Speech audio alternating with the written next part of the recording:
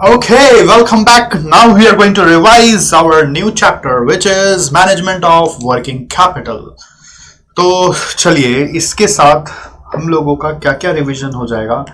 इसमें हम लोगों का आ जाएगा एक वर्किंग कैपिटल रिक्वायरमेंट चैप्टर, दूसरा आ जाएगा इसके साथ कैश मैनेजमेंट, तीसरा आ जाएगा रिसीवेबल मैनेजमेंट एंड उसके साथ साथ पेबल मैनेजमेंट भी अपने पढ़ लेंगे। तो एक पंथ तीन काज हो जाएगा। कितना काज हो जाएगा? तीन काज। तो इस चैप्टर के साथ 3 यूनिट कवर्ड है। तो चलो, तो सबसे पहला है introduction to working capital management. तो introduction to working capital management में we talk about working capital requirement. तो यहां पर हम लोगों का सबसे पहले बता रहा है वर्किंग कैपिटल का मीनिंग क्या है। वर्किंग कैपिटल का मीनिंग है the amount that remains invested in a business for day to day use, for day to day operations. What is the source of working capital? आप working capital long term source से भी ला सकते हो, यानी कि equity और date से, या फिर शॉर्ट टर्म सोर्स से ला सकते हो, यानी कि bank holding, cash, credit, creditors से। फिर थर्ड है एप्लीकेशन ऑफ वर्किंग कैपिटल। आप उसको कहाँ पे यूज करते हो? अगर रुपया लाया मान लो डेट से या इक्विटी से या फिर बैंक होल्डिंग से, कैश, क्रेडिट से, तो यूज कहाँ करोगे? एप्लीकेशन होता है करंट एसेट्स में। एप्लीकेशन कहाँ होता है? करंट एसेट्स में। ठीक है। बहुत बार क्या होता है, बच्चे ऐसा सोचते हैं कि वर्किंग कैपिटल का सोर्स मतलब सिर्फ करंट लायबिलिटी होता है, बट ऐसा नहीं। करंट लायबिलिटी के साथ लॉन्ग टर्म लायबिलिटी से भी वर्किंग कैपिटल का कुछ रुपया रख लिया जा सकता है। बट यूज कहाँ होता है वर्किंग कैपिटल का रुपया? सिर्फ और सिर्फ करंट एसेट में यूज होता है। Working capital money is only used in current asset. फिर वर्किंग कैपिटल का टाइप्स क्या है? Gross and net working capital है। ग्रॉस वर्किंग कैपिटल मतलब होता है current assets. Gross working capital मतलब है सिर्फ करंट एसेट्स। नेट मतलब current assets minus current liability. That means how much amount we have already arranged from the current liabilities. So अगर आपका करंट एसेट 5 लाख और करंट लायबिलिटी से 3 lakh arrange हो चुका है, तो इसका मतलब 2 लाख रुपीज वर्किंग कैपिटल में लगा है। तो वो 2 लाख कहाँ से आया होगा? सोचो। जैसे मैंने बोला वर्किंग कैपिटल का पैसा दो जगह से आता है, करंट से और लॉन्ग टर्म से। और अगर वर्किंग कैपिटल का यूज कहाँ पे होता है? करंट एसेट में होता है। तो करंट एसेट में 5 लाख लगा है और करंट लायबिलिटी 3 लाख है। तो नेट वर्किंग कैपिटल क्या होगा? 5 लाख माइनस 3 लाख होगा ना, यानी कि कितना बोलोगे net working capital? Net working capital आप बोलोगे कि इट इज 2 लाख। कितना बोलोगे आप net working capital? Net working capital बोलोगे 2 lakh. How much is net working capital? It is equal to 2 lakh. अब ये 2 लाख आया कहां से? 5 लाख में से 3 लाख अगर करंट लायबिलिटीज आएगा तो 2 lakh definitely long term liabilities आया। तो net working capital long term liability से आया हुआ माना जाता है। So what is net working capital? It is the portion of your long-term capital which you have used in your working capital. ठीक है। Next, permanent and fluctuating working capital क्या होता है? परमानेंट वर्किंग कैपिटल होता है जो आपके यहाँ पे हमेशा कहीं ना कहीं हिडन रूप में यूज हो ही रहा है by the form of minimum cash balance, minimum bank balance, minimum debtors, minimum stock, that is permanent. And fluctuating working capital is because of seasonal requirements. जो भी working capital over and above permanent जब जरूरत पड़ता है तब आप use करते हो, यानी स्टॉक बढ़ जाता है, डेटर्स बढ़ जाता है, तो जो एक्स्ट्रा हो रहा है मिनिमम के ऊपर उसको बोलते हैं फ्लक्चुएटिंग वर्किंग कैपिटल। तो ये सब एमसीक्यू में या थ्योरी में काम आने वाला है, ध्यान रखना। नेक्स्ट क्या? Objectives of working capital. Objectives of working capital क्या है? वर्किंग कैपिटल का ऑब्जेक्टिव है कि हम लोग पता करें हमारा वर्किंग कैपिटल का साइकिल क्या है। साइकिल मीन्स कितना दिन में अगर हमने रुपया वर्किंग कैपिटल का स्टॉक में, डेटर्स में डाला तो कितना दिन में वापस आ जाएगा, that is called as working capital cycle. ठीक है। फिर सेकेंडली है वर्किंग कैपिटल रिक्वायरमेंट कैलकुलेशन, कि हम लोगों को वर्किंग कैपिटल का जरूरत कितना पड़ेगा, how much working capital will be required, कितना जरूरत पड़ेगा। एंड वो रिक्वायरमेंट कैलकुलेट करते हैं to meet the production level for a particular period. अगर एक पर्टिकुलर ईयर है जिसमें प्रोडक्शन पीरियड हम लोग का 1 साल मान लो, तो उसमें 10,000 यूनिट बनाना है, तो उस 10,000 यूनिट बनाने के लिए कितना वर्किंग कैपिटल रिक्वायर्ड होगा, तो उसको पता करने का 3 तरीका है, average basis, cash cost basis या फिर डबल शिफ्ट वर्किंग। तो 3 में से कौन सा तरीका से सम होगा तो क्वेश्चन बताएगा। अब आ जाओ नेक्स्ट, वर्किंग कैपिटल साइकिल और ऑपरेटिंग साइकिल। तो ऑपरेटिंग साइकिल और वर्किंग कैपिटल साइकिल को पहले डेफिनेशन पता होना चाहिए। इसको एक और नाम है कैश कन्वर्जन साइकिल। क्या बुलाते हैं इसको? Cash conversion cycle. We also call it as cash conversion cycle. So what does it talk about? It talks about कि आपका जो रुपया वर्किंग कैपिटल में जा रहा है वो कितना दिन में आपके पास घूम के वापस आ जा रहा है। तो इसको एक साइक्लिकल पैटर्न समझते हैं। तो सबसे पहले आप समझ लीजिए कि रुपया जो जाता है वो कहाँ जाता है, वो जाता है रॉ मटेरियल में, फिर रॉ मटेरियल से WIP में, WIP से FG में, FG से बिक जाता है तो डेटर्स के पास, डेटर से कैश आता है। और कैश रॉ मटेरियल के लिए कभी कभी कैश में खरीद के नहीं लाकर आप क्रेडिट पे खरीद के लाएंगे तो मटेरियल अभी आ जाएगा बट क्रेडिटर को अपने बाद में पेमेंट करेंगे। तो ये पूरा साइकिल कितना दिन में कंप्लीट होता है उसी को बोलते हैं वर्किंग कैपिटल साइकिल या ऑपरेटिंग साइकिल या कैश कन्वर्जन साइकिल। तो इसको निकालने का तरीका क्या है कि आप हर एक पर्टिकुलर आइटम का होल्डिंग पीरियड निकालते हो। होल्डिंग पीरियड जो आपको रेशियो एनालिसिस में सिखाया था, होल्डिंग पीरियड निकालना इन्वेंट्री टर्नओवर रेशियो से निकलता है। तो वैसे आप सबका होल्डिंग पीरियड निकालते हो, raw material holding period, WIP processing period बोलो या होल्डिंग पीरियड बोलो, finish goods holding period, debtors में उसको होल्डिंग पीरियड नहीं बोलते, कलेक्शन पीरियड बोल देते हैं। तो इन चारों को जोड़ोगे माइनस क्रेडिटर्स पेमेंट पीरियड, मतलब उतना दिन का आपको रियायत मिल गया। क्रेडिटर्स पेमेंट पीरियड माइनस इसलिए करना है क्योंकि उतना दिन बाद कैश जाएगा। रॉ मटेरियल होल्डिंग पीरियड मान लो 7 दिन का है, तो इसका मतलब ये हुआ कि आप 7 दिन से काउंटिंग स्टार्ट कर दिए। WIP का मान लो 8 दिन का है तो ये 15 हो गया। स्टॉक ऑफ फिनिश गुड्स मान लो 9 दिन का है तो ये 15 और 9 24 हो गया। डेटर्स का मान लो 10 दिन का है, 24 और 10 34 हो गया।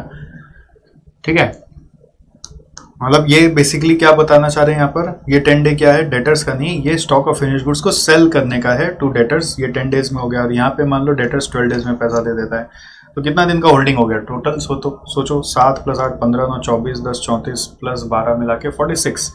तो टोटल होल्डिंग कितना दिन का हो गया? 46। बट मान लीजिए क्रेडिटर्स को पेमेंट ही 10 दिन बाद किया, बट आप तो स्टॉक पहला दिन से काउंट करने लगे कि मैं स्टॉक आज ले आया और 7 दिन होल्ड करके रखा।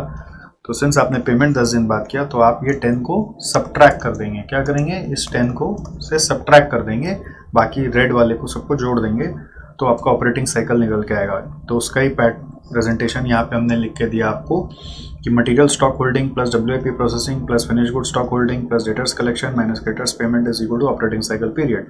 तो अब क्वेश्चन आता है कि how will you find material stock holding period. तो इसके लिए आपको रेशियो एनालिसिस का जो डिस्कशन हुआ था वो सब फॉलो करना पड़ेगा। रेशियो में एक्टिविटी रेशियो सिखाए थे, एक्टिविटी रेशियोज को फॉलो करना पड़ेगा। तो एक एग्जांपल के लिए मैं यहाँ पे क्रॉस रेफरेंस कर देता हूँ। मटेरियल होल्डिंग पीरियड कैसे आएगा? आप हर चीज़ 2-2 पार्ट में करेंगे, ठीक है, 2-2 पार्ट में करेंगे।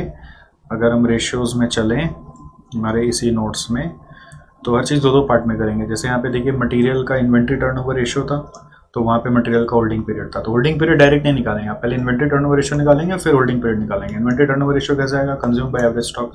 फिर होल्डिंग पीरियड कैसे आएगा? 365 बाय इन्वेंट्री टर्नओवर रेशियो। फिर WIP इन्वेंट्री टर्नओवर रेशियो कैसे आएगा? Cost of production by average stock, ठीक है। फिर उसका होल्डिंग पीरियड कैसे आएगा? 365 by inventory turnover ratio. Finish goods का कैसे आएगा? COGS by average stock. फिर उसका होल्डिंग पीरियड कैसे आएगा? 365 बाय टर्नओवर रेशियो। डेटर्स का कैसे आएगा? Credit sales by average debtors. और उसका होल्डिंग पीरियड कैसे आएगा? 365 by data turnover ratio. Creditors का कैसे आएगा? Credit purchase by average creditors. फिर क्रेडिट पेमेंट पीरियड कैसे आएगा? 365 बाय क्रेडिट टर्नओवर रेशियो। तो पैटर्न सबका एक ही है, 2-2 स्टेप में वर्किंग करके हम लोग यहाँ पर हर एक का होल्डिंग पीरियड निकाल लेंगे और फिर क्रेडिटर वाला यहाँ पे सब्ट्रैक्ट कर देंगे तो आंसर आ जाएगा, ठीक है। अब मान लो अगर ये आंसर जैसे मैं इसी में जोड़ता हूँ 12 7 8 10 9 -10 करके आ रहा है, ये 36 फॉर एग्जांपल, ये 36 डेज आया। तो इसका मतलब क्या है कि हमारा जो कैश है वो 36 डेज में हमें वापस मिल जाता है, घूम के हमारे पास 36 डेज में कैश हमारा वापस हमारे पास आ जाता है। घूम के हमारे पास कैश 36 डेज में वापस आ जाता है। कैश हमारे पास 36 डेज में वापस आ जाता है। तो इसका इम्प्लीकेशन ये भी होता है कि वर्किंग कैपिटल जो इन्वेस्ट करना है वो सिर्फ 36 डेज के लिए इन्वेस्ट करना है।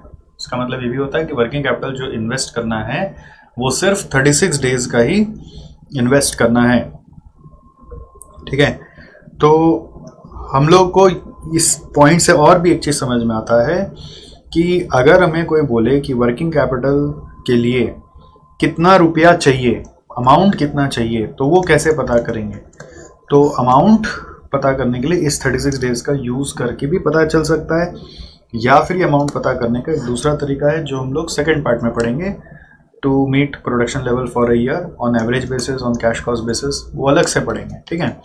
बट अभी पढ़ रहे हैं कि इस 36 डेज के बेसिस पे भी क्या वर्किंग कैपिटल रिक्वायरमेंट पता चल सकता है। आंसर इज यस, पता चल सकता है। कैसे पता चलेगा कि पहले आपको बताना पड़ेगा कि पूरा साल भर के लिए कितना अमाउंट आपको चाहिए, और वो कैसे पता चलता है, साल भर का से cost of sales per annum ले लिया, ठीक है। साल भर का cost of sales per annum ले लिया। अगर वो 365 डेज का फिगर आपको मालूम है, या 360 डेज बोल के भी कर सकते हो, मान लो 360 डेज का 10 लाख है फॉर एग्जांपल, ठीक है। तो आप बता सकते हो कि वर्किंग कैपिटल अमाउंट कितना होगा। वर्किंग कैपिटल अमाउंट हम लोग होगा 36 डेज का कितना होगा।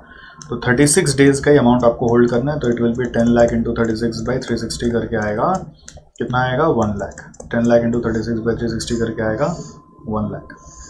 10 लाख इंटू 36 बाई 360 करके आएगा 1 लाख। समझ में आया? Cost of sales per annum अगर मालूम हो तो। अब ये कई बार हम लोग instead of cost of sales कई बार यहाँ पे जब काम करते हैं तो सेल्स से भी कर सकते हैं। हालांकि वर्किंग कैपिटल रिक्वायरमेंट को सेल्स से कनेक्ट नहीं करना चाहिए, बट सेल्स से भी कर सकते हैं।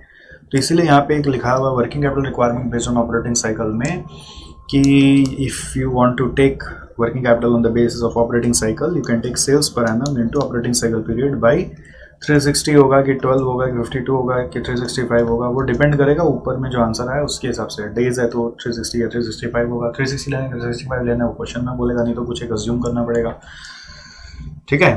और इन सब का स्टेप्स क्या है वो ऑलरेडी मैंने आपको बताया था। एक स्टेप है कैलकुलेट करो टर्नओवर रेशियो, फिर होल्डिंग पीरियड निकालोगे। सब में दो दो वर्किंग नोट बनेंगे। आई होप आपको आइडिया लग गया, याद आ गया होगा। अगर आपका ऐसा पढ़ाई किया हुआ है तो आपको सब याद भी आ गया। तो हम लोग को इससे ये समझ में आता है कि वर्किंग कैपिटल हम लोगों को सिर्फ इतना ही दिन के लिए चाहिए। इससे क्या समझ में आता है कि वर्किंग कैपिटल हम लोगों को सिर्फ 36 डेज के लिए ही चाहिए, और इससे ज़्यादा डेज के लिए हम लोग को वर्किंग कैपिटल नहीं चाहिए। अब यहाँ पे हम लोग आ जाते हैं working capital requirement calculation on average basis और कैश कॉस्ट बेसिस और डबल शिफ्ट वर्किंग। तो अगर हम वर्किंग कैपिटल रिक्वायरमेंट को आइटम वाइज जानना चाहते हैं तो वो क्या होगा। तो अभी एक सवाल आता है जो मैं नॉर्मली आपको क्लास के कॉन्सेप्ट में समझाता हूँ, ये सब किताबों में नहीं लिखा होता है, बट इसका कॉन्सेप्ट का क्रक्स समझने के लिए ये बात अगर समझ लेते हैं तो बहुत अच्छा काम आता है। तो क्वेश्चन आता है कि कंपनी ये निकाल ही क्यों रहा है, why the hell the company is finding what is the working capital amount required. So the idea is basically we need as a finance manager we need to arrange funds, we need to arrange this 1 lakh rupees. So for arranging this 1 lakh, either I will go for short-term finance or I will go for long-term finance. अच्छा, short-term finance मतलब क्या, तो मैं bank OD लूंगा यहाँ पे जो था, या सीसी लूंगा। क्रेडिटर्स की बात नहीं करेंगे, क्रेडिटर्स तो ऑलरेडी यहाँ पे कवर्ड हो गया ना। तो क्रेडिटर्स कवर्ड हो गया, एडजस्ट हो गया। उसके बाद अब और क्या तरीका से हम पैसा जुगाड़ कर सकते हैं, हम लोग वो खोजेंगे। और हम लोग कितना पैसा जुगाड़ करना है, 1 लाख रुपए। तो 1 लाख रुपए हम लोग को जुगाड़ करना है। मान लो हम लोग बैंक के पास गए, उसको बोले भाई साहब 1 लाख रुपया चाहिए वर्किंग कैपिटल के लिए। तो बैंक सवाल पूछा वर्किंग कैपिटल साइकिल कितना दिन का है, बोले 36 डेज का है। तो आपका साल का कितना खर्चा है, मैंने बोला 10 लाख खर्चा है, तो इसलिए मेरे को 1 लाख चाहिए।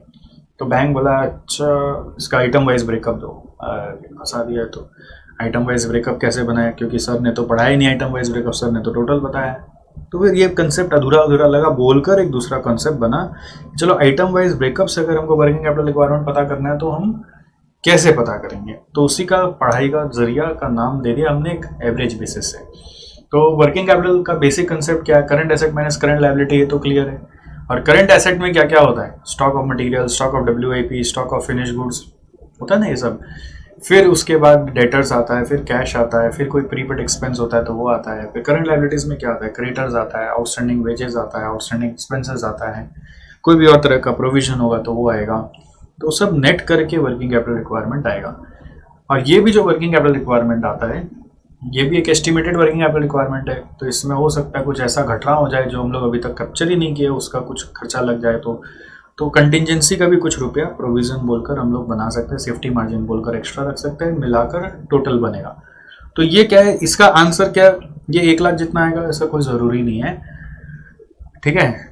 चांसेस है कि मैच नहीं करेगा, चांसेस है कि मैच नहीं करेगा, आप ये मान के चलिए, क्योंकि इसका पूरा पैटर्न अलग है।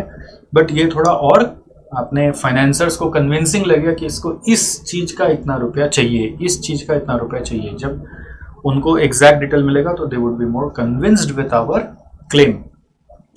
तो now how to find item wise working capital amount. Basically for current asset you will take stock of raw material. तो स्टॉक ऑफ रॉ मटेरियल का अमाउंट कैसे पता करेंगे?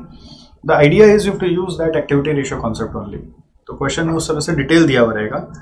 तो आप जैसे रॉ मटेरियल के रेस्पेक्ट में ध्यान देना। तो हम लोगों का दो रेशियो था, raw material turnover ratio which was equal to raw material consume divided by average stock.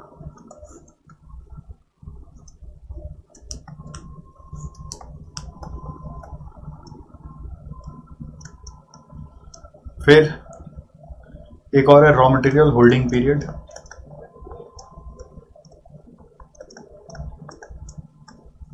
Three 365 और 360 और 52 और 12 divided by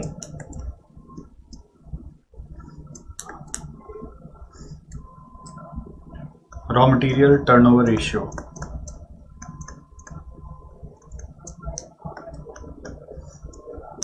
divided by raw material turnover ratio. ठीक है, तो ये दो फॉर्मूला आपको याद रखना है। मैं अभी जब रॉ मटेरियल के लिए बात कर रहा हूं तो क्वेश्चन में भी आपको होल्डिंग पीरियड देंगे हम। ठीक है, होल्डिंग पीरियड देंगे तो होल्डिंग पीरियड से आपको टर्नओवर रेशियो निकालना आ जाएगा। वो टर्नओवर रेशियो आप बैठाकर आपको एवरेज स्टॉक निकालना पड़ेगा। तो वो एवरेज स्टॉक हम लोग यहाँ पे बैठाते हैं। तो ये जो स्टॉक ऑफ रॉ मटेरियल है वो बेसिकली एवरेज स्टॉक का अमाउंट है। जो स्टॉक ऑफ रॉ मटेरियल है वो बेसिकली ये एवरेज स्टॉक का अमाउंट है। अब ये एवरेज स्टॉक को अगर डायरेक्टली पता करना है तो आप अगर ये दोनों फॉर्मूला को कंबाइन कर लेंगे तो ऐसा बनेगा कि कंज्यूम्ड का वैल्यू ले लो, जो भी न्यूमरेटर है, इनटू कर लो मटेरियल होल्डिंग पीरियड जो क्वेश्चन में गिवन होगा, डिवाइडेड बाय डेज है कि आप मंथ्स है कि वीक्स है, उसके क्वेश्चन के डेटा के हिसाब से। जैसे होल्डिंग पीरियड अगर वीक्स में दिया तो 52 कर लेना, होल्डिंग पीरियड मंथ्स में दिया तो 12 कर लेना, होल्डिंग पीरियड डेज में दिया तो 360 ले लेना। उसके हिसाब से आप ये यहाँ पर वर्कआउट करेंगे। कुछ समझ में आया आपको? यहाँ से यहाँ जा रहे हैं और फिर ये पता कर रहे हैं और वो फिगर ही यहाँ पे आ रहा है और उसी का शॉर्टकट है कि ये इस तरह से आ रहा है। ठीक है, तो इसी तरह से आप बाकी सब में भी इजीली देख सकते हैं कि WIP में क्या होगा। WIP में जैसे WIP का टर्नओवर रेशियो और होल्डिंग पीरियड से यूज करके कॉस्ट ऑफ प्रोडक्शन पर annum into WIP processing period by वही डेज या वीक्स या मंथ्स आएगा। फिनिश गुड्स में COGS आएगा और कभी कभी COGS नहीं होता है तो COP होता है, वो आएगा। डेटर्स में क्रेडिट सेल्स आएगा। प्रीपेड एक्सपेंस क्वेश्चन में जैसा बोले, कैश क्वेश्चन में जैसा बोले, क्योंकि उसका कोई टर्नओवर रेशियो हम लोग नहीं सीखे हैं, तो इन सब से टोटल आएगा। फिर करंट लायबिलिटी में क्रेडिटर्स होगा तो क्रेडिटर्स का क्रेडिट परचेज पर एनम से आ जाएगा। आउटस्टैंडिंग एक्सपेंस जैसे आउटस्टैंडिंग वेजेस या आउटस्टैंडिंग ओवरहेड्स कुछ दे दिया हो तो उसका भी टोटल अमाउंट इनटू उसका कुछ क्रेडिट पीरियड क्वेश्चन में दिया हुआ होगा। इसका टर्नओवर रेशियो हम लोग कैलकुलेट नहीं किए कभी, बट ये इसी पैटर्न से आ रहा है जैसे क्रेडिटर्स का आ रहा है, आप ऐसा समझ लो। बट यहाँ पे एक्सपेंस पर एनम अमाउंट लेना है इनटू लैग पीरियड बाई 360 12 52 लेना है। प्रोविजन कैसा क्वेश्चन में बोला उसके हिसाब से आएगा। टोटल करोगे तो करंट लायबिलिटी आएगा, current asset minus current liability करोगे तो वर्किंग कैपिटल रिक्वायरमेंट आएगा। उस वर्किंग कैपिटल रिक्वायरमेंट में आप प्रोविजन को जोड़ोगे तो working capital requirement including contingency आएगा। अगर आप प्रोविजन को जोड़ोगे तो working capital requirement including contingency आएगा। ठीक है, अब जब इसका वर्किंग करते हैं अपने, तो ये तो फॉर्मेट समझने वाली बात हो गई। वर्किंग करने का प्रोसेस क्या है कि सबसे पहले ध्यान रखना, हम लोग नोट नंबर 1 बनाते हैं कॉस्ट शीट। इसको वर्किंग करने का प्रोसेस क्या है, सबसे पहले हम लोग नोट नंबर 1 बनाते हैं कॉस्ट शीट। कॉस्ट शीट में अपने क्या करते हैं, पूरा जितना डिटेल्स दिया हुआ है कॉस्ट शीट के हिसाब से वो सारा उतार लेते हैं। ये raw material consumed per annum पूरा ईयर का लेते हैं। फिर डायरेक्ट वेजेस, ठीक है, फिर आप मान लो इन दोनों को जोड़कर ही प्राइम कॉस्ट आ गया। प्राइम कॉस्ट दिखाना जरूरी नहीं है, फिर जितना भी ओवरहेड्स है सब लिया। फैक्ट्री ओवरहेड्स को पहले प्रेफर करेंगे तो रिजल्ट आ जाएगा कॉस्ट ऑफ प्रोडक्शन। ठीक है, उस कॉस्ट ऑफ प्रोडक्शन के बाद आप ध्यान रखना एडमिन और सेलिंग ओवरहेड को ऐड करिएगा। इसके बाद एडमिन और सेलिंग ओवरहेड्स को ऐड करेंगे तो रिजल्ट आएगा कॉस्ट ऑफ गुड्स सोल्ड, ये रिजल्ट आएगा कॉस्ट ऑफ गुड्स सोल्ड, और कॉस्ट ऑफ गुड्स सोल्ड के बाद प्रॉफिट जोड़ेंगे तो सेल्स आ जाएगा। ठीक है, कॉस्ट ऑफ गुड्स सोल्ड के बाद आप प्रॉफिट जोड़ोगे तो सेल्स आ जाएगा। करेक्ट है। तो ये कॉस्ट शीट सबसे पहले वर्किंग नोट 1 में बनेगा। अब फिर इसके बाद ये जो मटेरियल कंज्यूम पर एनम आया ये आपका यहाँ पे यूज हो जाएगा। अच्छा, WIP का जो कॉस्ट ऑफ प्रोडक्शन है वो थोड़ा सा डिफरेंट होता है। उसमें क्या होता है कि ये cost of production directly use नहीं करेंगे, हम लोगों को क्वेश्चन में डिग्री ऑफ कंप्लीशन बताएगा। मटेरियल का मान लो 100% है, वेजेस और ओवरहेड का 50% है, ऐसा कुछ बोला क्वेश्चन में। तो आपको जो भी अमाउंट है इंटू 100 इंटू 50 इंटू 50% करके जो टोटल आएगा वो टोटल को आपको WIP के लिए यूज़ करना है। तो WIP का जो COP होता है this is based on degree of completion. ठीक है, COP is based on degree of completion. तो डिग्री ऑफ कंप्लीशन के हिसाब से जो COP आएगा वो लेना है। अगर डिग्री ऑफ कंप्लीशन दिया है तो जो दिया वही लेना है, नहीं दिया तो 100-50-50 मानना है। मटेरियल के लिए 100, लेबर के लिए 50, ओवरहेड के लिए 50 मान के आपको करना है। फिर एडमिन ओवरहेड और सेलिंग ओवरहेड के लिए आपका अगर कोई आउटस्टैंडिंग एक्सपेंस है तो उसमें आ जाएगा ये। ठीक है, फिर आपका स्टॉक ऑफ फिनिश गुड्स का COP COGS जो है वो यहीं से आएगा। ये जो COP है वही होगा। स्टॉक ऑफ फिनिश गुड्स में हम लोग ये COP प्रेफर करते हैं, ये COGS प्रेफर नहीं करते हैं। ये वाला COP इज़ मोर प्रेफर्ड, क्योंकि फिनिश गुड्स की वैल्यूएशन में एडमिन ओवरहेड सेलिंग ओवरहेड नहीं आनी चाहिए इसलिए। तो COGS इसलिए लिख देते हैं ऑब्लिक करके कि कभी किसी क्वेश्चन में COGS डायरेक्टली दिया हुआ है और कुछ बाकी डिटेल नहीं है तो COGS से कर देना, बट प्रेफर करना COP, इसलिए पहले COP लिखा है। तो डेटर्स के लिए क्रेडिट सेल्स यूज़ करते हैं नॉर्मली हम लोग। ठीक है, क्रेडिटर्स के लिए अपने सेल्स वाला यूज़ करते हैं। अज्यूम करें कि सारा सेल्स क्रेडिट पे, अगर क्वेश्चन में लिखा है कि 20% कैश में 80% क्रेडिट पे तो 80% ही लेना है यहाँ पर। प्रीपेड एक्सपेंस के बारे में, जैसे अगर यहाँ पे एक्सपेंस आप देखोगे वेजेस और ओवरहेड है, तो वेजेस ओवरहेड का जो एक्सपेंस है उसके हिसाब से क्वेश्चन में जितना अमाउंट बोले आपको उतना प्रीपेड लेना है, कैश जैसा क्वेश्चन बोले वैसा लेना है। क्रेडिट परचेज जब आप लोगे तो क्रेडिट परचेज कैसे लोगे, वो नॉर्मली अपने अगर एग्जिस्टिंग कंपनी मानते हैं तो एग्जिस्टिंग कंपनी में ये समझा जाता है कि opening stock closing stock equal होगा। याद है आपको एक असम्पशन ऊपर में भी समझाया था। तो उस समय जो कंज्यूम्ड है वही परचेज होता है। किसके लिए? एग्जिस्टिंग कंपनी के लिए। एग्जिस्टिंग कंपनी के लिए जो कंज्यूम्ड है वही परचेज होता है।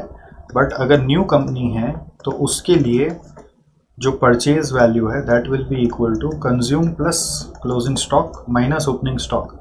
बट न्यू कंपनी का ओपनिंग स्टॉक तो नील होगा, तो इसलिए कंज्यूम्ड प्लस क्लोजिंग स्टॉक आएगा। कंज्यूम्ड प्लस क्लोजिंग स्टॉक आएगा, न्यू कंपनी का ओपनिंग स्टॉक हो नहीं सकता। कंज्यूम कहाँ से आएगा? ये कॉस्ट शीट से आएगा। यहाँ पे जो आ रहा है ये कॉस्ट कंज्यूम्ड है। और क्लोजिंग स्टॉक कहाँ से आएगा? क्लोजिंग स्टॉक हमारा यहाँ से आएगा। ये जो स्टॉक ऑफ रॉ मटेरियल है ये हम लोगों का क्लोजिंग स्टॉक बनता है in case of new company. ठीक है, वो सिर्फ क्रेडिट परचेज में आपको ध्यान रखना है इतनी सारी बात को, और कहीं नहीं ध्यान रखना है। बाकी आउटस्टैंडिंग एक्सपेंस में expense per annum cost sheet से मिलेगा, प्रोविजन जैसा क्वेश्चन बोले वो होगा। ठीक है, तो इन सब को लेके मैंने ना क्या किया, कुछ ज़बरदस्त नोट्स बना दिए। ये क्लास में भी ऐसे ज़बरदस्त नोट्स बोल के लिखाया हुआ है। ये सारी बातें जो भी मैं बोल रहा था वो सब यहाँ नोट्स में कैप्चर्ड है कि ओपनिंग स्टॉक और क्लोजिंग स्टॉक नॉर्मली इक्वल होता है, तो वो एग्जिस्टिंग कंपनी में होता है। न्यू कंपनी में ओपनिंग स्टॉक नील होता है, क्लोजिंग स्टॉक गिवन होता है। कुछ नहीं बोले तो कंपनी जो है वो एग्जिस्टिंग कंपनी है। अजम्पशन ऑलरेडी बात हो चुका था पहले। फिर फॉर्मेट ऑफ कॉस्ट शीट मैंने आपको बताया। अभी मैंने ऊपर में जब बताया तो मैंने स्टॉक का ओपनिंग बैलेंस क्लोजिंग बैलेंस नहीं बोला कि वो लेना है, बट अगर क्वेश्चन में opening stock of finish goods closing stock of finish goods भी दिया है तो उसको एडजस्ट करके COGS आएगा। बट फिर उस समय ध्यान रखना, हम लोग जब यहाँ पर फिनिश गुड्स का वर्किंग करें तो COP is preferred, not COGS is preferred, ध्यान रखना। फिर इसके बाद आपको cost of production for WIP stock calculation मैंने आपको बताया कि अगर DOC दिया है तो वो यूज़ कर लो, नहीं दिया है तो 100-50-50 मान लो। जैसे एक एग्जांपल है जिसमें DOC 60% दिया हुआ है तो 12 लाख का 60% 720 यूज़ होगा, और दूसरा केस में DOC नहीं दिया हुआ है तो 100-50-50 मानेंगे, तो 100-50-50 के हिसाब से 8,50,000 आ रहा है। समझ में आपको? नेक्स्ट प्रोविज़न के बारे में भी एक नोट है कि प्रोविज़न जब यहाँ पे डालते हैं तो प्रोविज़न का कई बार एक परसेंट दिया होता है कि से प्रोविज़न इज 10% से, तो 10% ऑफ व्हाट, कुछ नहीं बोला तो इसके ऊपर ही लेना है। बट बहुत बार बोल देते हैं 10% of working capital including such provision, इसका मतलब 10% ऑफ दिस अमाउंट होगा। अब मान लो ये वाला अमाउंट 3 लाख आ रहा है, तो बोल रहे 10% of this amount including such provision, including such contingency. तो वो कैसे वर्कआउट होगा, तो फिर इसको 100 मानना पड़ेगा, जिसके ऊपर परसेंट दिया वो उसको 100 मानेंगे, ये 10 होगा, तो ये आपका 90 जितना होगा, 90 + 10 मिला के 100 होगा, है ना। तो अगर 3 लाख इज इक्वल टू 90 तो 100 will be equal to what, तो उससे ये वाला फिगर आ जाएगा और ये फिगर आ जाएगा, तो फिर आपका प्रोविज़न भी आ जाएगा।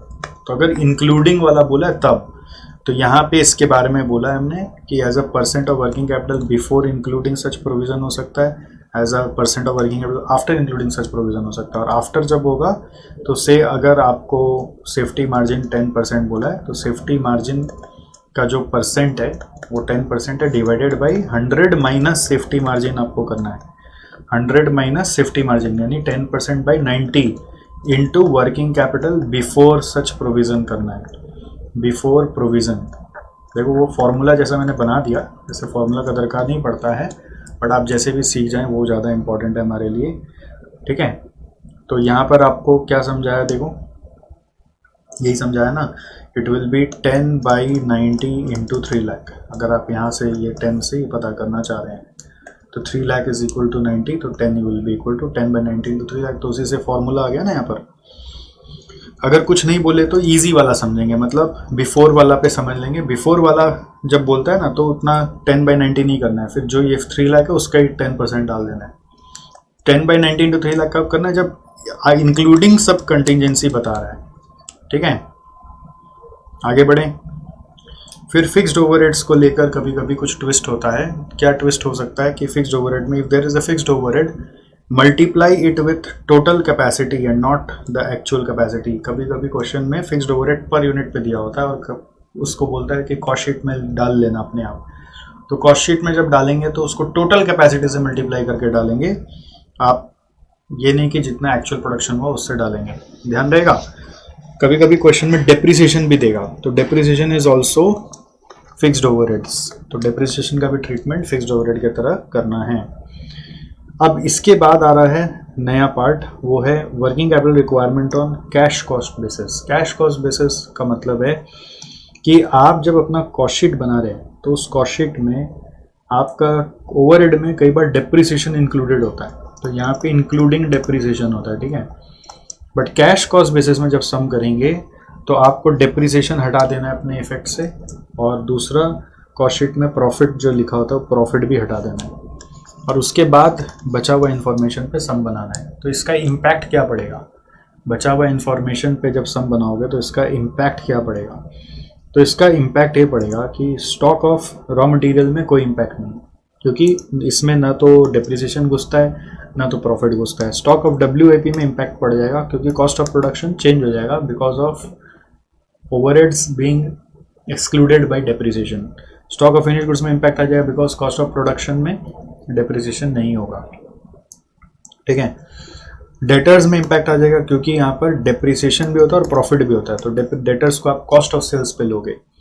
प्रीपेड एक्सपेंस जैसा है वैसा ही रहेगा, कैश जैसा है वैसा ही रहेगा, क्रेडिटर्स जैसा है वैसा ही रहेगा। आउटस्टैंडिंग एक्सपेंस में बस ध्यान रखना डेप्रिसिएशन को इंक्लूड पहले भी नहीं करना था। आउटस्टैंडिंग एक्सपेंस में डेप्रिसिएशन आउटस्टैंडिंग नहीं होता है, तो पहले भी डेप्रिसिएशन नहीं होता था इस फॉर्मेट में भी, और नीचे में भी नहीं होगा।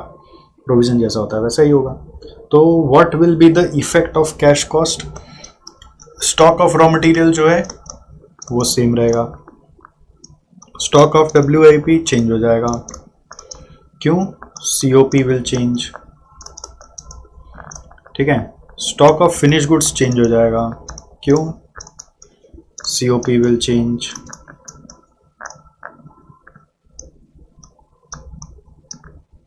फिर डेटर्स चेंज हो जाएगा, क्यों, क्योंकि यहाँ पर कॉस्ट ऑफ सेल्स लेना है आपको, on cost of sales, credit sales नहीं लेना है, ठीक है। On cash cost of sales लिख देता हूँ, कैश कॉस्ट ऑफ सेल्स मतलब उसमें डेप्रिसिएशन भी नहीं लेना है। अगर डेप्रिसिएशन हटा देते हैं ना तो उसी कॉस्ट को कैश कॉस्ट बोलते हैं, और बाकी सब जैसा है वैसा ही रहेगा, उसमें कोई छेड़छाड़ नहीं है, बाकी सब जो है जैसा है वैसा ही है। अच्छा, नेक्स्ट आता है, कभी कभी क्वेश्चन में ये भी दिया रहता है डबल शिफ्ट वर्किंग कर रहे हैं हम लोग, तो उससे वर्किंग कैपिटल पे क्या असर पड़ेगा। मान लीजिए सिंगल शिफ्ट पे प्रोडक्शन कर रहे थे, अब सोचिए कि जगह है अगर डबल शिफ्ट पे काम करे तो उससे देखो सबसे पहले कॉस्ट शीट बनाओगे। कॉस्ट शीट जो सिंगल शिफ्ट का बनता है वैसे डबल शिफ्ट का बनेगा। डबल शिफ्ट मतलब डबल हो जाएगा सब चीज़, आउटपुट डबल, ठीक है। तो नया कॉस्ट शीट बनाना पड़ेगा as per double shift. Double shift में जाने से कई बार ऐसा होता है कि मटेरियल का प्राइस में डिस्काउंट मिलेगा, ठीक है। लेबर का रेट बढ़ जाएगा, डबल शिफ्ट में काम होगा तो लेबर का रेट बढ़ जाएगा। तो कॉस्ट स्ट्रक्चर अगर चेंज हो जाएगा तो उसके हिसाब से डबल शिफ्ट का कॉस्ट स्ट्रक्चर डबल होकर एग्जैक्टली आएगा, ऐसा ज़रूरी नहीं। अब इसमें नॉर्मली डबल शिफ्ट का वर्किंग में ना फिक्स कॉस्ट अलग से दिया होता है। तो फिक्स कॉस्ट सिंगल शिफ्ट हो चाहे डबल शिफ्ट हो वो एक ही रहेगा। मतलब रेंट है, जैसे रेंट तो डबल नहीं लगेगा ना, तो फिक्स कॉस्ट सेम रहेगा। तो यही डबल शिफ्ट का मेन एडवांटेज मिलता है कि फिक्स कॉस्ट सेम रहेगा, बाकी खर्चा डबल प्रोडक्शन के कारण डबल होगा। जैसे रॉ मटेरियल कॉस्ट डबल हो जाएगा, वेजेस कॉस्ट डबल हो जाएगा। और ऐसा भी हो सकता है कि रॉ मटेरियल कॉस्ट और वेजेस कॉस्ट एग्जैक्टली डबल नहीं हो, थोड़ा सा डबल से कम हो, ऐसा हो सकता है। एग्जैक्टली डबल नहीं हो, थोड़ा सा डबल से कम हो या थोड़ा सा डबल से ज़्यादा भी हो, ऐसा हो सकता है कि थोड़ा डबल से अलग हो। ध्यान रखना, ऐसा हो सकता है कि थोड़ा डबल से अलग हो जाए। तो जस्ट इन केस अगर हो जाए तो कोई प्रॉब्लम नहीं है। तो आपको ये ध्यान रखना कि fixed overhead will remain same. तो उसके कारण इन जनरल देखा गया है कि जो कॉस्ट ऑफ प्रोडक्शन है वो डबल से थोड़ा सा कम रहता है। तो ये डबल शिफ्ट का एडवांटेज है, इसके कारण वर्किंग कैपिटल डबल नहीं होता, इंक्रीज होता है बट डबल नहीं होता, ठीक है। तो हम लोग को बस डबल शिफ्ट वर्किंग के लिए फिर से वर्किंग कैपिटल रिक्वायरमेंट निकालना है। तो सबसे पहला आपको क्या ध्यान रखना है, नोट नंबर 1, नया से कॉस्ट शीट बनेगा। कॉस्ट शीट कैसा बनेगा, सिंगल शिफ्ट का और डबल शिफ्ट का दोनों साथ साथ बनेगा। कोशिश करके हम लोग उसमें पर यूनिट टोटल ऐसा कॉलम बना लेते हैं तो इससे मिस्टेक कम होता है। क्योंकि कई बार होता है कि डबल शिफ्ट का क्वेश्चन में हम लोगों ने ये देखा है कि पर यूनिट पे रेट चेंज हो रहा था। तो यहाँ पे आपने मटेरियल लिखा, यहाँ पे डायरेक्ट वेजेस लिखा, यहाँ पे ओवरहेड्स लिखा और फिर ये टोटल किया, तो ये अपना सीओपी आ गया। अभी मैं सीओपी तक ही रुक जा रहा हूँ, अज्यूम कर रहा हूँ कि इससे कैश कॉस्ट है। अगर आगे होगा तो फिर हम लोगों का प्रॉफिट लेकर कॉस्ट ऑफ सेल्स भी आ जाएगा, whatever be the scenario.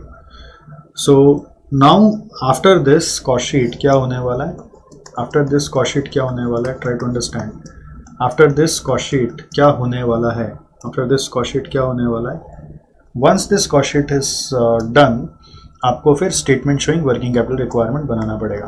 क्या करना पड़ेगा, statement showing working capital requirement बनाना पड़ेगा।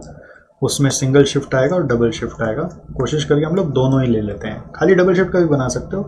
तो उसमें ही भाई current assets, stock of raw material, presentation वही है, ठीक है। स्टॉक ऑफ रॉ मटेरियल आपका कुछ नहीं बोले तो डबल कर देना है, ऐसा मत सोचना। आपको एक कॉस्ट शीट से लेना है। ये कॉस्ट शीट में जो टोटल आया into holding period by number of days, जो पैटर्न है वही चलेगा, ठीक है। एंड इसके बाद स्टॉक ऑफ WIP आता है। तो इसमें एक स्पेशल चीज़ है कि WIP जो सिंगल शिफ्ट में था उतना ही डबल शिफ्ट में होता है, सेम रहता है। इट शुड नॉट इंक्रीज और decrease, it should not increase और डिक्रीज। WIP का सेम रहता है। अब सेम रहता है मतलब अमाउंट वाइज सेम नहीं रहेगा, अमाउंट वाइज अलग हो ही सकता है। क्यों हो सकता है अमाउंट वाइज अलग, अमाउंट वाइज अलग हो ही सकता है। और आंसर है क्यों हो सकता है अमाउंट वाइज अलग, बताओ क्यों हो सकता है अमाउंट वाइज अलग। WIP का अमाउंट वाइज अलग हो ही सकता है। क्यों होगा, क्योंकि अगर मान लो पहले का जो WIP था वो एक एग्जांपल के लिए 10,000 रुपया था, ठीक है। तो उस 10,000 का जो कॉस्ट स्ट्रक्चर है वो कॉस्ट स्ट्रक्चर यहाँ पे चेंज हो सकता है। डबल शिफ्ट में जाने से रेट पर यूनिट हम लोगों का चेंज हो सकता है।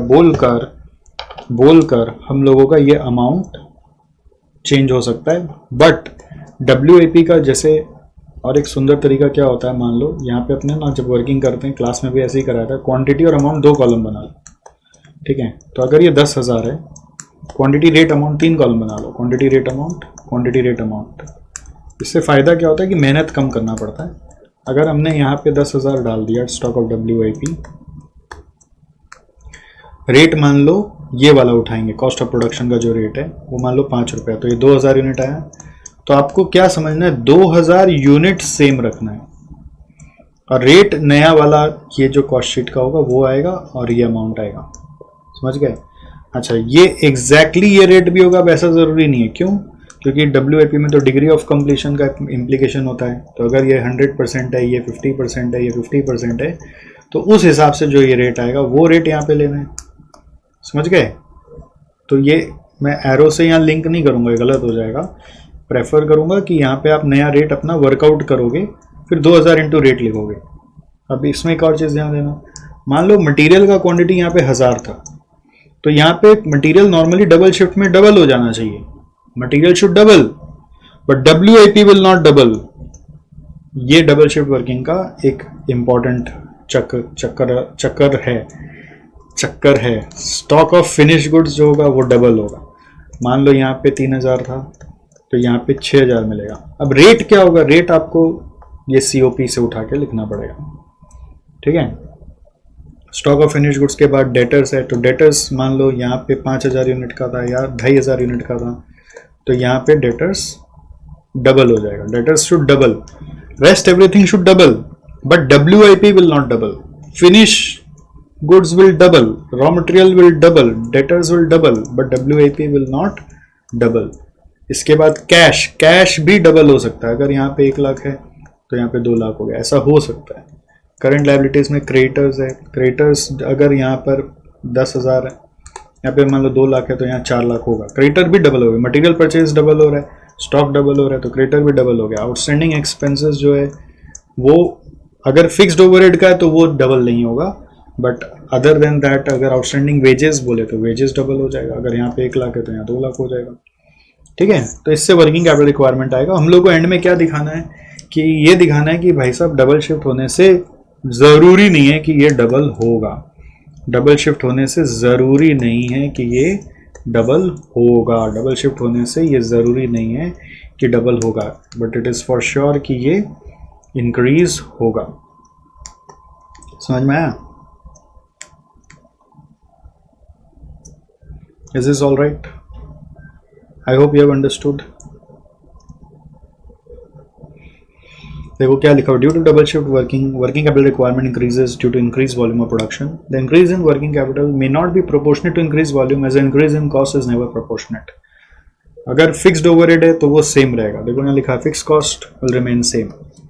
तो यहाँ पे आपको ओवरहेड में ना 2 पार्ट कर लेना पड़ेगा। ओवरहेड का 2 पार्ट किया, वेरिएबल और एक पार्ट किया हमने fixed.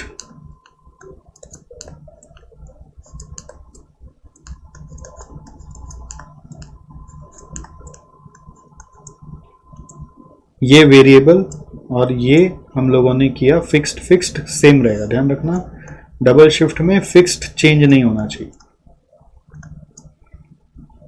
Fixed will remain same. Rates जो है वो रेट चेंज हो सकते हैं। यहाँ पे रेट जो है वो रेट अलग आ सकते हैं। This rate can differ. ठीक है? ये रेट डिफर हो सकते हैं। Variable cost rate per unit में इंक्रीज और डिक्रीज और रिमेन सेम। कुछ नहीं बोला तो सेम, नहीं तो इंक्रीज डिक्रीज हो सकता है। सेलिंग प्राइस भी बढ़ सकता है, घट सकता है, नहीं तो सेम रहेगा, वो अलग है, बट वो फिक्स्ड ओवरहेड सेम रहेगा। तो कॉस्ट ऑफ प्रोडक्शन पे इंपैक्ट गिरता ही गिरता है, तो उसके कारण आपका वर्किंग पे इंपैक्ट आ जाता है। और वर्किंग में सर आप ये क्वांटिटी रेट अमाउंट वाला फंडा क्यों बता रहे? क्योंकि देखो आपको यहां पर आप मान लो अमाउंट निकाल लिया, जैसे आप निकालते हो होल्डिंग पीरियड से। ठीक है? जैसे आप अमाउंट निकालते हो, निकाल लिया होल्डिंग पीरियड से ही, जैसे ऊपर वाला सिस्टम में कर रहे थे। फिर रेट कौन सा आएगा? ये मटेरियल का रेट आएगा। सिंगल शिफ्ट में जो मटेरियल का प्राइस पर यूनिट है, उस प्राइस पर यूनिट को यहाँ बैठाओगे तो यहाँ क्वांटिटी आएगा। अब जब ये क्वांटिटी आएगा तो डबल शिफ्ट का कुछ बताया नहीं, ऐसा हो सकता है। अगर नहीं बताया तो डबल शिफ्ट में डबल कर देंगे हम, और रेट ये वाला मल्टीप्लाई करके अमाउंट निकाल देंगे। नहीं बताया तब ये एक साधन है कि अमाउंट जैसे निकालते हो वैसे निकाला होल्डिंग पीरियड से। ये अमाउंट कैसे निकाला? Holding period based. Holding period based amount निकाल लिया, फिर रेट लेकर क्वांटिटी निकाला। रेट ऊपर कॉस्ट शीट से आ गई, फिर क्वांटिटी आया, क्वांटिटी को डबल कर दिया और नया रेट बैठाया, अमाउंट आ गया। बिना बुद्धि लगाए सम हो सकता है। वैसे WIP में बस ध्यान रखना है कि मुझे क्वांटिटी सेम रखना है। ये अगर नहीं ध्यान रखा तो फिर डबल शिफ्ट का सम कर नहीं पाओगे आप। अब ऐसा जो भी इंस्टीट्यूट मटेरियल में सम है या जो क्लास में आपने किया है वो एक बार आप देख लो, आपको पूरा चीज याद आ जाएगा। ठीक है, तो अभी का ऑब्जेक्टिव यही है कि हम लोग आपको क्या करा दें, हम लोग आपको एक बार गो थ्रू करा दे ढंग से। ठीक है, कॉन्सेप्ट याद दिला दे। मैं अभी सम्स नहीं कराने आया हूँ, सम्स करने तो फिर तो आपको सम्स वाले क्लास में आना पड़ेगा, अभी सम्स का क्लास नहीं है। ऑलराइट, तो इसके साथ वर्किंग कैपिटल रिक्वायरमेंट का जितना ज्ञान था वो खत्म हुआ।